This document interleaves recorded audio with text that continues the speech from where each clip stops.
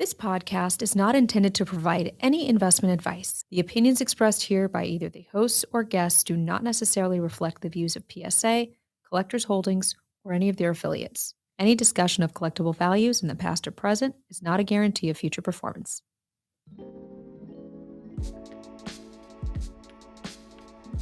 Hello, everyone, and welcome to the final episode of the PSA Pod here in 2023. I'm your host, Ryan Green, and we are here with not only the last episode of the year, but the final installment of guest submissions with one of our regular guests. I believe this is the third time in 2023 we have PSA President Ryan Hoge joining us. Ryan, thanks for taking the time before the holidays kick in and year end kicks in, and we're turning the calendar to 2024. Yeah, it's been a fun year.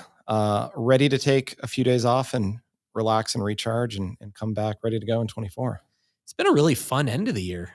I mean, just last week in this space here in our office, like you talk about things we were not doing a year ago and we're doing now. For the first time we ever had, we had live breaks happening on the PSA campus. Blez, Sports Cards and their team were here for 3 days of Bowman draft breaks. You're a big Bowman guy. Yeah.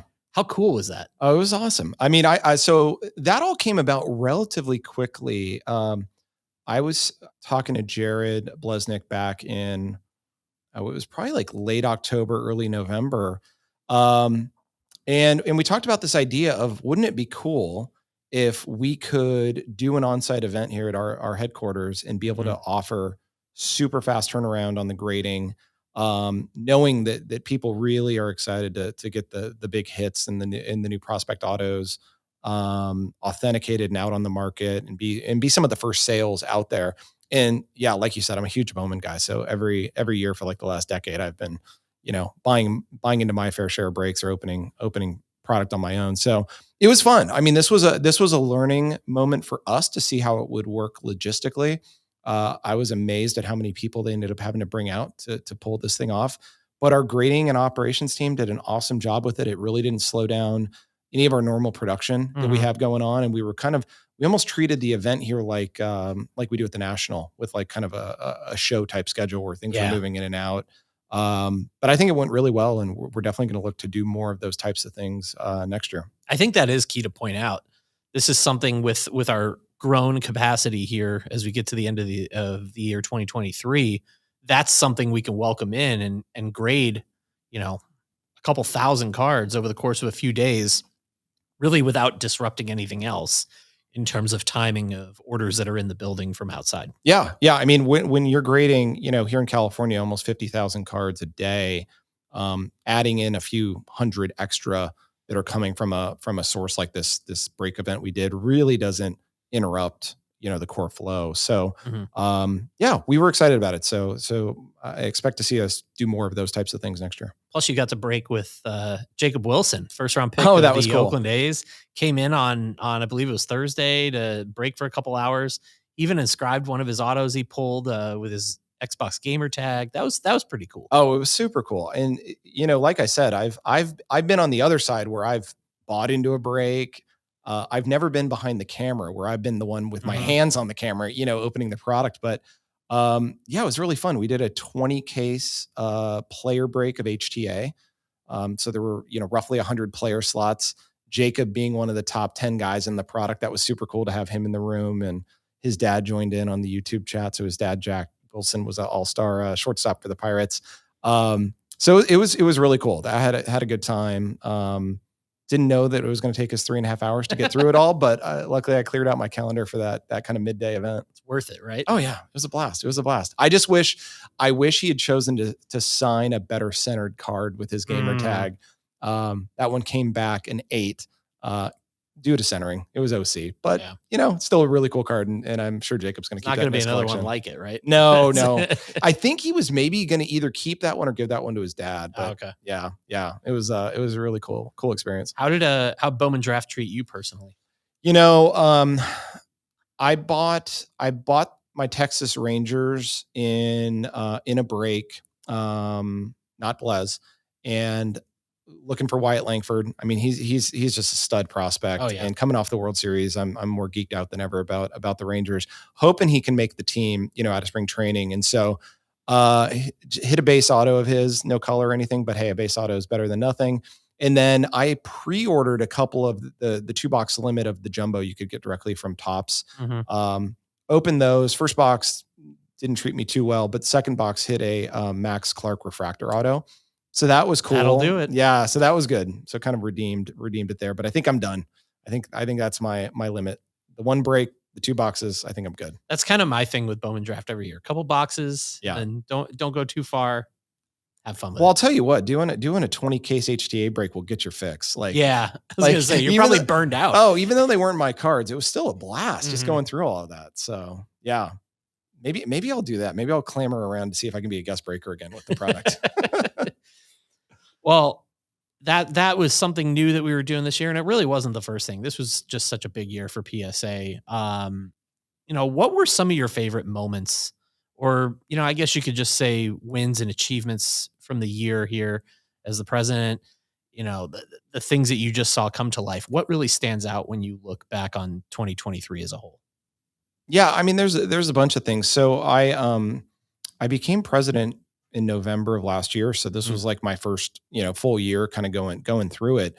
And we had a lot of really interesting milestones and exciting things for the business. We opened up our New Jersey grading operation officially in the permanent facility in May. We opened up our Tokyo grading operation in July. So effectively going from 1 to 3 grading locations in a period of 12 months is really, really impressive. So I'm excited about that. Exciting to be able to offer faster turnaround times and localized experiences for our customers in Japan in particular. The national this year was great. There was really cool moments that we had with different collectors there. We did this really cool grade reveal thing in our booth that we created some cool content for social. I remember in particular some younger kids, 13 and 15-year-old brothers from San Diego, hit an Otani Topps Chrome Superfractor that they were getting ready to head to the airport in a couple hours for a flight. And so we were able to stay on top of that order and move it as fast as we could through the grading operation so that they could not only get the reveal, which if I remember it, graded a 10, and then take that card with them back on the flight. Like that was a really cool memory. It just reminded me of, when I was that age, middle school kid, going to card shows. And then, we actually innovated a ton in the digital space too. Like we shipped a brand new PSA mobile app. It was about this time last year. I think we rolled out the first version at the end of December.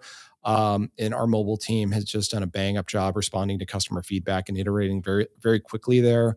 You now are getting alerts as your grading order moves through the grading process. You've got images, both the first few images as well as the final graded images. You can, with one tap, add cards to your collection. You can view your collection view, your vaulted items there. And we're going to keep the momentum going with the product innovation as we go into 2024. But those I think 3 things really jump out to me as far as noteworthy. And then the Blez thing, honestly, the breaking is now a highlight for me for the year. Yeah, that really gets you excited to grow that next year. Oh yeah. Well, last week on social, a couple of our other channels, we shared with customers some of our just production highlights from the year. Looking back at everything that came through here for authentication and grading, it was the introduction of PSA Slabbed. And there were a few things that really stood out to me that I think are fun to look back at. And, number one for me, I know TCG really grew in the last year plus in terms of submission volume at PSA. But I mean, it was crazy. The number one most submitted category this year, 400,000 plus. Charizard cards alone. Yeah. That came through for authentication and grading at all of our facilities this year. What does that really say to you going forward into 2024? Just in terms of our lean into TCG and pop culture, but just about the way the hobby is kind of changing. I mean, I started here late 2021, and I remember month over month, Pokemon was never the most submitted category really until early 2022. And it was here and there. And now it's every single month. Yeah. We've gotten a lot smarter over the last year or so about understanding our customers, using data to make business decisions. And when you look back, it's some of our submission trends grading trends going back, 10 years. TCG and Pokemon in particular really didn't pop on the radar in a meaningful way until about 2020. Mhm. And that's when this category started showing up as far as it being a meaningful, noteworthy category. If you go back to say 2014, 2015, I would say half of our customers were what I would describe as a vintage collector. Like most of what they would submit were kind of 1980 or earlier cards. I mean, I was one of those types of people when I was submitting is a customer to PSA. Like I collected vintage baseball sets. We still have that important group of customers, but it's not the majority anymore. It's gotten smaller. And you've got these newer categories that have emerged where I think ultra modern sports collector is one. And then the TCG collector is another. And the other thing that we found is there's usually not a ton of overlap between those audiences. So what that means is the TCG collector doesn't really submit a lot of sports. They primarily just submit other TCG. And so this has caused us to really focus and double down on our investments for this audience. So we're, like you mentioned, we staffed up a separate division that we're calling PSA Pop Culture that's inclusive of TCG, toys like with Funko, video games, and other categories that we might expand to in the future that are related because it's a unique audience. We're looking to do new things with the PSA magazine next year that are really tailored to this audience. We're investing more in price guide and research tools that are just for this audience. So it's important for us. And there's different shows and events and different partners that we work with too. So we fully embrace, I think, the importance of this category of collector. We want to learn more about their needs and desires and make sure we're building products and services that meet those. So this blew my mind. I was looking at our most graded cards across all categories from the year. The numbers 1 through 39 were all Pokemon. Yeah, isn't that wild? And that says a lot. Now you get to number 40, and that's something that really stood out to me was so it was the number 1 most submitted sports card, number 40 overall. It was the Shohei Ohtani 2018 Bowman paper rookie card. What a year for Ohtani. Not just, I mean, obviously nice year for him heading to the Dodgers with all that money over the next 20 years. But when you look at the PSA data, over 170,000 Shohei Ohtani cards graded this year. He was the number 1 most submitted athlete. Number 2 was Michael Jordan. Number 3 was Julio Rodriguez. So to give you some context, the number 1 and number 2 baseball player, literally twice the volume. Yeah, isn't of that Ohtani crazy? cards versus Julio Rodriguez cards. I feel like that's going to set the table. I mean, not just him playing for the Dodgers and a perennial contender. That's setting a really big. He's really propped up well to be the face of the hobby. I feel like on the sports side. Well, the guy year ahead. The guy's amazing. Remember that game that we went to in June and what do you have? 10, 11 strikeouts, couple home runs. Mm-hmm. I mean, he's amazing. We've never seen a player like him. I think the fact that he's staying local here in Southern California, which I'm happy about, although I've yet to go to a Dodgers game. It's a little more of a commute for me. But he's got a real chance to win some World Series now. So I would anticipate he's going to continue to be a hobby darling.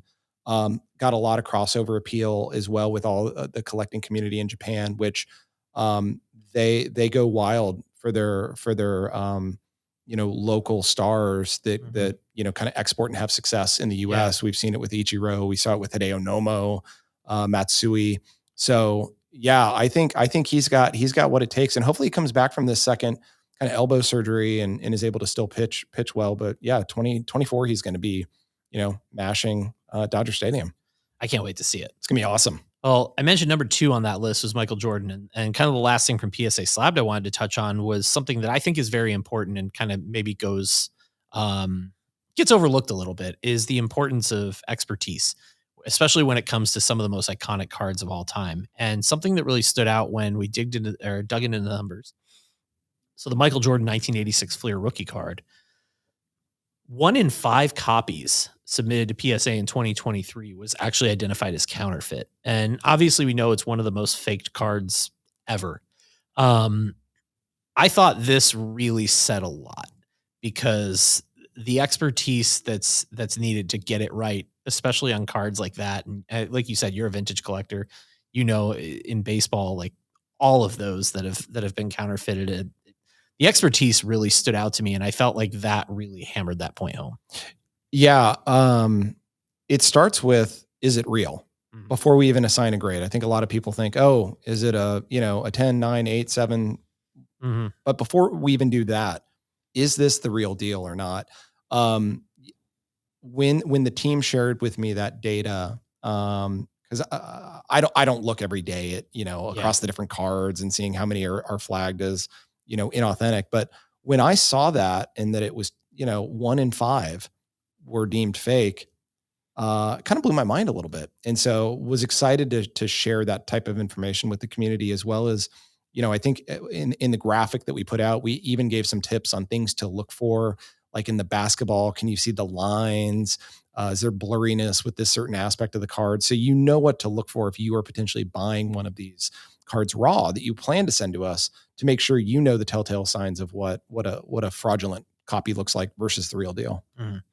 Yeah, that was incredible to me. It's for as much technology as we invest into the operation here, the human expertise of spotting those things is at the core of everything we do. Yeah, well, I mean, the other thing too, speaking of technology, we are leveraging a lot of the image investments that we've made, Mhm. as well as kind of our AI recognition capabilities. So not digital grading per se, but we have the ability to train our models to detect counterfeits. Yeah. And so we can help flag for the human graders so that they take a closer look if we think something might have the profile of a known counterfeit.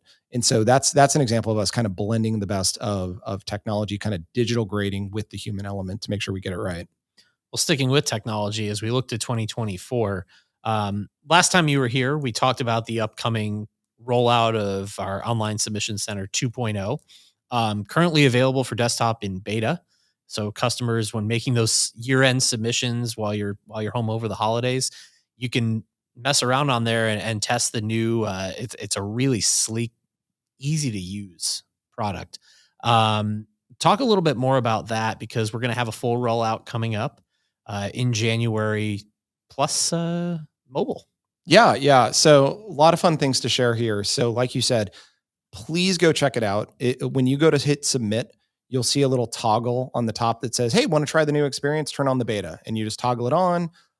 You'll get to see what that new experience is. It's going to look fresher. You're going to see images of the cards when you're typing in the name of a submission. It will give you a little thumbnail so you can get a visual confirmation that is the exact card that you're trying to submit. We have a new payment processing capability, so it actually remembers your credit card info, Mhm. so you don't have to re-enter that every single time, which is a major time saver. But yeah, just overall the experience feels more polished. It's in line with what you've seen now in the My Order section. We'll revamp that back in the fall. This has similar design elements, and so yeah, I'm excited for people to check it out and give us feedback. A lot of folks don't realize we've only had an online submission center for 3 years. So the current version that's out there launched in 2020. Before that, it was paper forms. Mhm. Like you were having to print forms out, and then we were having to manually input that data here. So by having this digital submission form, it streamlines our operations and it makes it easier for you, you as a customer, to be able to get those items to us. The thing that I'm really excited about too with this is the mobile experience. So we've never had a mobile tailored or mobile optimized submission experience. Yeah, the website worked on mobile, but it was a lot of pinching and zooming, and Mhm. it wasn't the most efficient thing. We're going to have a brand new experience that's optimized for the layout of the small screen. We're working hard to have the ability for you to even take a photo of a card instead of having to text type the input of what that is. We can use image recognition to automatically fill out the submission form. That'll be a huge time saver for folks, especially newer collectors that maybe only have 1, 2, or 3 cards that they want to submit, and they're not quite sure exactly what it is. I know I struggle with a lot of the Pokemon variants too when I'm trying to look those up. Oh yeah. Yeah. So this will be a great tool for that, and we're hoping to have that ready at launch or soon thereafter if we're not happy with the quality of the image reco service. Right now, we're trying to really tune that to be as fast as possible. We know people don't want to wait, so once we get that fast enough, we're gonna roll that out to customers.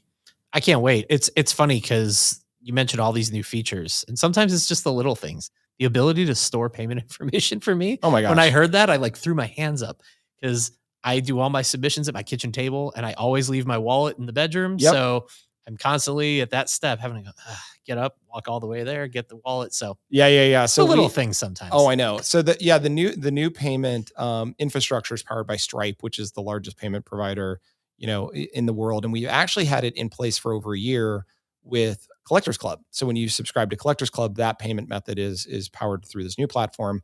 Now we're taking it to grading submissions. So the credit card that you have on file for your Collectors Club membership is now, able to be used for the grading submissions as well. Awesome. Yeah. What else are you looking forward to next year? Oh, next year. Well, we have the National in Cleveland. We have a really aggressive kind of show calendar. So we're going to have an increased presence at more shows, being able to offer take-home submissions at the vast majority of the ones that we're at, which will be fun. And then, I'm looking forward to hopefully the product releases being out on a normal cadence. We've been so spotty the last couple of years with manufacturing delays due to COVID or other issues. Just having a predictable schedule of product releases that are coming out that are fueling the hobby so that you can get, say, basketball for the current year in the current year and not get it a year later. That's always fun because when you've got, high performing rookies or exciting rookies like Victor Wembanyama or CJ Stroud out there, you want people to be able to get that product in their hands. Exactly. So that's something else I'm looking forward to. And then continued growth out of our other operations. So like I mentioned, we launched Jersey, we launched Japan last year. I think we have really big ambitions for how those are going to grow. I've talked about a feature that we have coming soon called Grader Notes. I want to continue to push on the team to provide more transparency into how we work, why your card graded, what it did. That again, I think the team is planning to have that rolled out hopefully in Q1 is the current view. So hopefully we're on track to get that out. And then there's lots more product innovation that's going to be coming later in the year that I'm sure we'll talk to on future podcasts. Awesome. Well, what was your favorite hobby moment of the year? I feel like I always love this time of year as a collector, just looking back on the year that was and the cards that I acquired, saw go, things like that, things that were new to the market. What were, and it can be multiple. What was your favorite hobby moment of 2023? For me personally, like with my collecting? Yeah.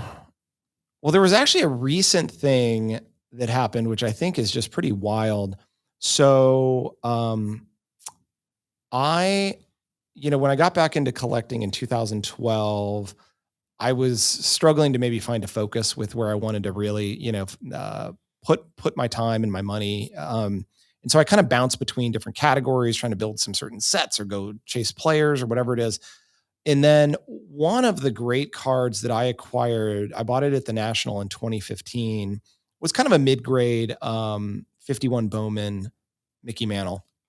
And, in a moment of haste, I sold it like a year later for whatever reason, because there was probably something else that I was chasing. Yeah. And I really loved the copy I had. It's a PSA 4.5 and it had great color, great centering. Just was a really awesome example. And that was one card that I regretted selling. And it was like, crap, why did I do that? I don't even remember why I sold it and we what all I got. have those. Yes. Yeah. So I was browsing around recently at one of the Golden Elite auctions. The vintage auction was ending and I was just kind of curious to see what was there. And lo and behold, I stumbled across the exact same 51 Bowman mantle, same cert number. Wow. It had been reholdered. It was in the newer PSA holder, same everything, up for auction. And the chances of getting the exact same card back again don't come up very often. So of course I had to make a strong push to win that, and fortunately came out on top. And so that's back in the possession and it's in my PSA vault. And I don't have any plans to move that. I was going to say, you never say never, but no, I'm assuming the goals with that one now are long-term. No, this one is, it's literally in the PSA vault and it's in my personal vault. Like that is not leaving the collection after having been gone for the last 8 years. That's awesome. Yeah. You love boomerang stories like that, I know. Right? It's fun. It's fun.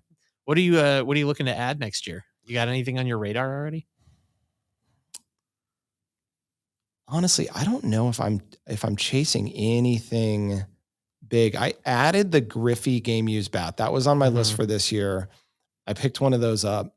So I've kind of completed my game used bat collection of kind of the 80s and 90s players that I wanted to do. Yeah, I don't have anything super crazy that I'm chasing. To be get you honest. a new product or a new project. Maybe we'll have to see. I'll bat around some ideas for you. I got some time over the holidays. Good. Give me a suggested list. I'm always still. I said this last year. I'm still working on my the basic top set registry for Willie Mays and Hank Aaron. I think I've got both of them over the 60% hump now. So I picked up a few this year for each. I'd like to close them out in 24 if I could.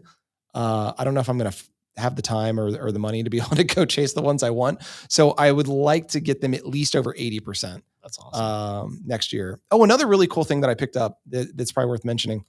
There was this really fun set that I didn't even know about that I kind of came across. That in 1949, Bowman issued a set called America Salutes the FBI. And it's a 36 card set. And it almost looks like a little comic book style of kind of like gumshoe type FBI, they've got wiretaps, they're busting the mob or whatever it is. And I came across this set and I was able to pick up a full raw set. And I actually just submitted it this past week. And that's going to be a really cool one to just for me personally. So my grandfather was an FBI agent. 1949 to 1978. Wow. So his first year in the FBI coincides with this product. And it was so cool to pick up this. It's a low grade raw set, but it's really cool and memorable for me to kind of connect those two worlds. That's a family heirloom. Yeah. So super cool. That's really cool. But yeah, that's part of the fun of the hobby though. I didn't even know this thing existed. Yeah. Turns out we actually have a set registry for it. There's active collectors. It's a small group, but there's people collecting it. But that's the kind of cool stuff. Didn't even know about it, found it, won it. Now it's in my collection. I was going to say, that's my favorite thing is like, we'll be talking a year from now and the projects we'll be working on then are things we probably couldn't have even fathomed today. Yeah. So I know. That's what I always love. It's going to be a great year though. 2024 is going to be awesome. I'm really excited, for what's in store and, very thankful for all of our awesome customers that, continue to be customers and give us feedback on what we can be doing better. We're listening. Keep the feedback coming. Amen. Love saying that and love hearing that. And if you do have feedback, send it to us. Hit us up on social at PSA Card on Twitter, Instagram, wherever. Send us your feedback. It's always welcome. And as Ryan mentioned, we're just looking to make things bigger and better as always in 2024. So isn't it X, not Twitter? I still call it Twitter. I know. I think hard. Just about everybody calls it Twitter. When I type it, I call it X/Twitter, but old habits. I can't vocally call it X yet. I just can't. So Ryan, thanks again for taking the time, multiple times this year, but especially now, the holidays and New Year are upon us, and we're looking forward to talking with you directly to our customers in 2024. Yeah, Happy New Year, and we'll talk again in 2024. All right, thank you everyone for listening here on the PSA Pod. We'll be back again when the calendar reads 2024. Talk soon.